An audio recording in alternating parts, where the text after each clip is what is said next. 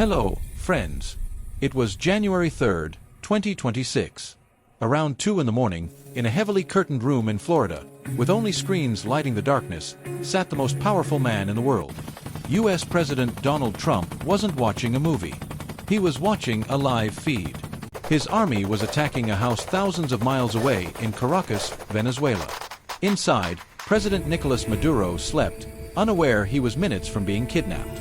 Earlier, American helicopters, flying a mere 100 feet above the ocean to avoid radar, slipped into Venezuelan airspace. A cyber attack had plunged the capital into darkness. On the roof of the presidential residence, Delta Force commandos fast-roped down.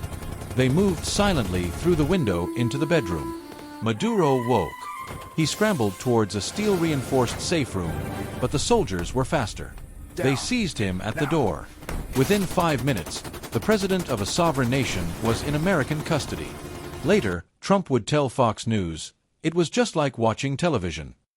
But this was no TV show. It was a shocking military operation that would make headlines around the world and raise two burning questions. Why did America do it? And is this now the world we live in, where any nation's leader can be taken? The planning began months earlier. In August 2025, a covert CIA team infiltrated Venezuela. Their mission: track Maduro's every move. An insider within his government fed information back to Washington. The trigger came in November. In a phone call, Trump delivered an ultimatum: relinquish power. Maduro refused. Secretary of State Marco Rubio would later claim generous offers had been made, but Maduro chose to act like a wild man. With the refusal, preparations shifted into high gear.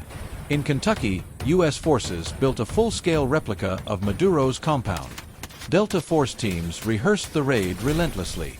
America encircled Venezuela with fighter jets, special operations aircraft, and Reaper drones.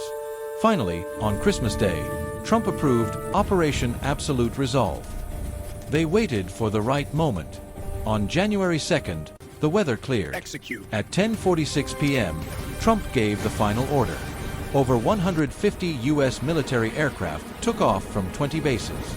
Cyber operators cut power to Caracas. Airstrikes then destroyed air defense systems around the city. 40 people died in these strikes.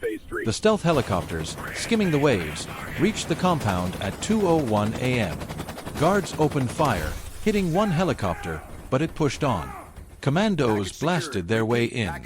3 minutes later, they found Maduro. He was captured, whisked away by helicopter to the USS Iwo Jima, then transported to Guantanamo Bay, and finally to a military base in New York. The world soon saw the photos: a foreign president in chains on American soil. Trump supporters claimed it was to restore democracy and human rights. Trump himself cited drug trafficking. But friends, the real reason was far more cynical: oil. Venezuela sits on the largest proven crude oil reserves on Earth, over 300 billion barrels. For decades, American refineries, built for Venezuela's heavy crude, depended on it. The relationship soured in 1999 when Hugo Chavez took power. He nationalized the oil industry, pushing American companies out. The U.S. responded with sanctions and even a failed coup attempt in 2002. When Maduro took over in 2013, the pressure intensified. By 2026, Venezuela's oil output was a fraction of its potential, and most of its exports went to China. America could not accept this. The day after the operation, Trump revealed his true motive: it was the greatest theft in the history of America. They took oil away from us. He announced that American companies would now rebuild Venezuela's oil infrastructure.